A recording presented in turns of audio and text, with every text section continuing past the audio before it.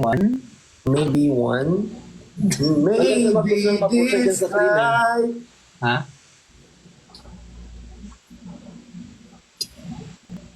So, 707 ka na daw. Eh! Bilis. Congrats! Si Jinho, ipa 30k, 300 na natin si Jinho. Guys, 300 yun na si Jinho.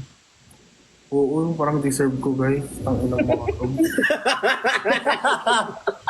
Deserve niya ng follow kasi Deserve niya naman ng 300k. Ano to? Patawa lang dito? Banat na banat ako dito. Uy, umiyak ka daw kanina. Nakita Si ko Aling Mir na kasi. Explain mo naman sa amin. Bakit? Nakita ko actually yung may edit lang ako nakita na umiyak kayo. Pero hindi ko alam yung... Bakit? Ano nangyari? Hindi kasi kinamusta ko si Aling Mir na tapos sabi niya malungkot daw siya today. So, nung umalis na sila, Perlas at si Christian, nag-usap kami dalawa.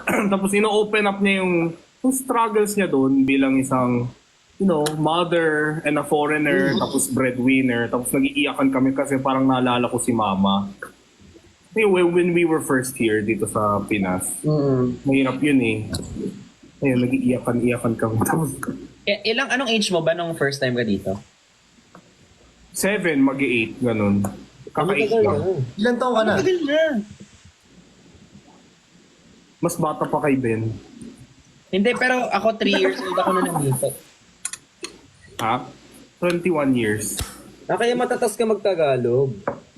Kaya pala matalas ka magtagalog, pero pure Korean ka. Matatas. Matalo. Matatas.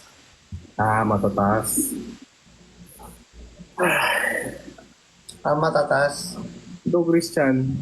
Di ba 21 ka, Christian? Ano nababasa namin yan? Baliktad. Kinabahan Balik ako. mo kaya, Kuya Akala Ben. ko ano na nakita. Ay, sinusupport na nga. Kinakabahan. Baka kasi kung anong picture na naman yan.